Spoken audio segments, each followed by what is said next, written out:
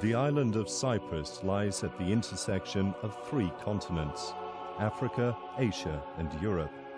Its strategic location made it for thousands of years a stepping stone for many cultures.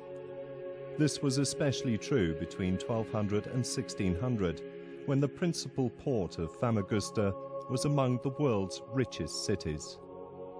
This is the story of its rise and fall.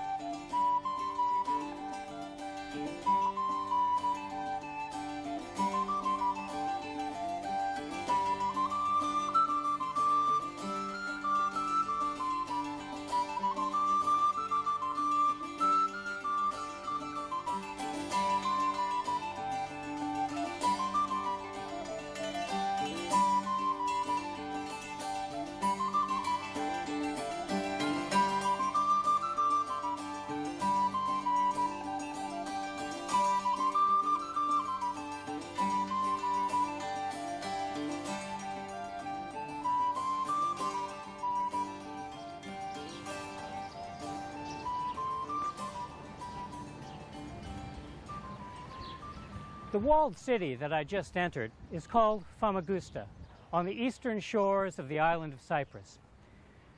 The coast of Syria in the Middle East is just 100 miles across the water behind me. Few people have heard of this place today, but 7 centuries ago, it was legendary.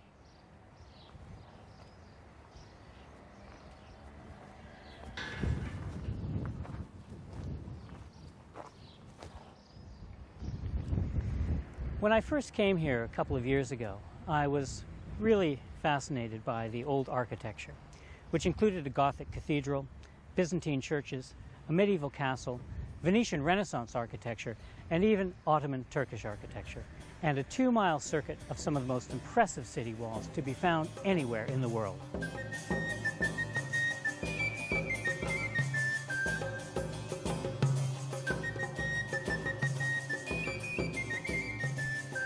The dramatic history of Famagusta begins, in a way, in the year 1095, when Pope Urban II decided that European Christians should organize themselves into a crusade to go and conquer the Holy Land and take it away from the Muslims who then controlled it.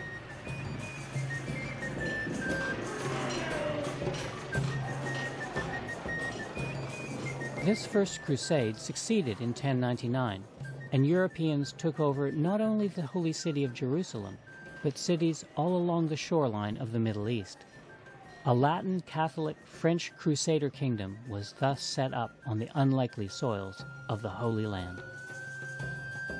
The fabulous riches of the spice and silk routes began to flow through Christian hands.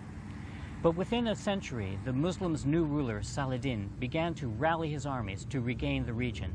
Over the ensuing decades, the towns of the Middle East were ceded once more to Islam. Meanwhile, on Cyprus, the King of England, Richard the Lion-Hearted, was coming to assist the Crusaders. On the way, Richard conquered Cyprus, but then he sold it to Guy de Lusignan, a French crusader who had just lost his kingdom of Jerusalem to Saladin. And that's how Cyprus became the realm of a French Lusignan dynasty that was to flourish here for almost 3 centuries.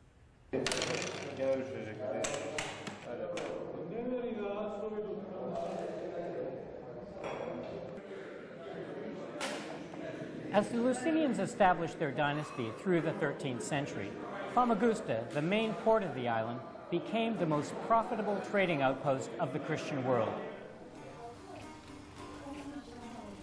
Walking Famagusta's bustling streets in those days, one could hear merchants and traders bartering in Arabic, Greek, Hebrew, French, and Italian.